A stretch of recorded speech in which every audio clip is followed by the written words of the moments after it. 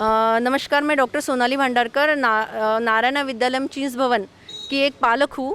और यहाँ पे आज हम जो सर है, डिप्टी डायरेक्टर सर है, उनसे मिलने के लिए यहाँ पे आए हैं, क्योंकि हमारी ये स्कूल अथॉरिटी से ये मांग थी कि उन लोगों ने विदाउट नोटिस हम लोग पालक लोग जो है जो फ़ीस पे नहीं कर पाए, उनका एनटेप जो है, जो ऑनलाइन एजुकेशन है, वो उन्होंने बंद कर दिया है और विदाउट नोटिस उन्होंने ये किया है। और उन्होंने हमको लिखित में भी मैसेजेस भी भेजे पेरेंट्स को कि because of the non payment of the fees वो लोग एनटेप बंद कर रहे हैं। तो ये हमारा राइट टू एजुकेशन के खिलाफ है। हमारे बच्चों, जैसे गवर्नमेंट की तरफ से अगर राइट टू एजुकेशन सबके लिए है, तो हमारे बच्चों को तो ये लोग एजुकेशन से दूर रखने की ये साजिश है बहुत बड़ी।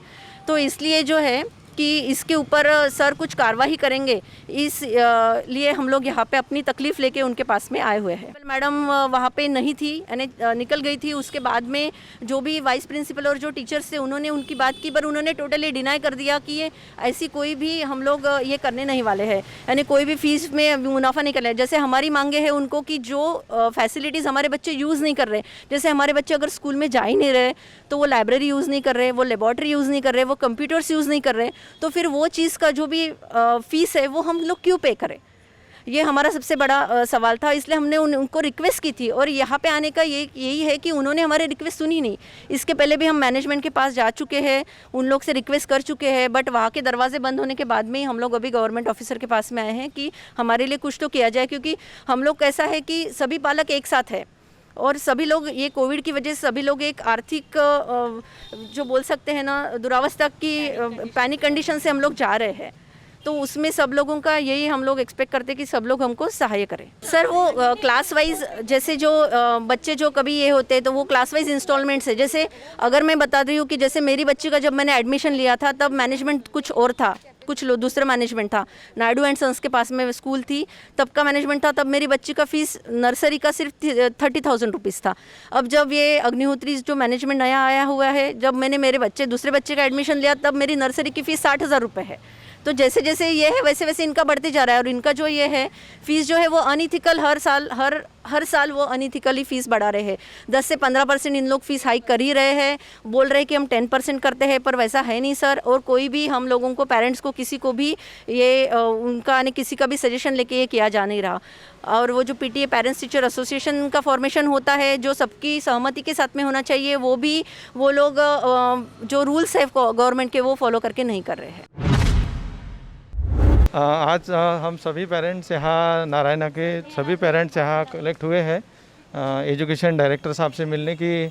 हमारी जो ऑनलाइन क्लासेस सभी स्टूडेंट्स की, वो विदाउट एनी नोटिस सबकी बंद कर दी गई है, without for non payment of fees. जबकि पिछले साल तक सभी पेरेंट्स फीस भर चुके हैं।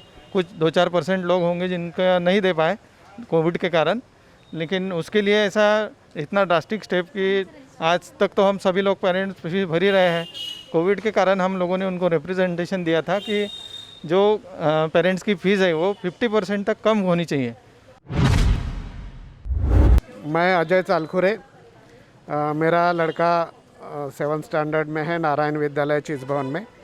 और हम सभी पेरेंट्स जो है, वो पेरेंट्स ने रिप्रेजेंटेशन किया था, डिमांड की थी स्कूल से कि क्योंकि बच्चे जो है वो स्कूल नहीं जा रहे हैं, स्कूल की फैसिलिटी अवेल नहीं कर रहे हैं, इसलिए फ़ीस में कटौती हो। वैसे महाराष्ट्र गवर्नमेंट से और सेंट्रल गवर्नमेंट से भी ऐसे डायरेक्शंस है कि फ़ीस में जो है वो कुछ कटौती की जाए। तो इस हिसाब से पेरेंट्स का ये कहना है, क्योंकि स्कूल में बच्चे नहीं जा रहे, उसकी फैसिलिटी अवेल नहीं कर रहे, इसलिए हम लोग जब स्कूल चालू हो जाएगी तब हम लोग फ़ीस पे करना चालू कर देंगे। तो हमें ये फोर्स किया जा रहा है, बार बार ऐसा बताया जा रहा है कि नहीं, आपको फ़ीस पहले पे करनी ही पड़ेगी।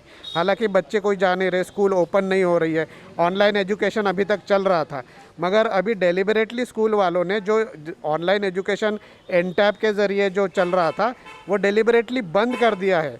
और सिर्फ ऐसे ही बच्चों के ऑनलाइन एजुकेशन बंद किया है जिन्होंने फ़ीस पे नहीं किए हैं, और जिन पेरेंट्स ने फ़ीस पे की है उनका चालू है।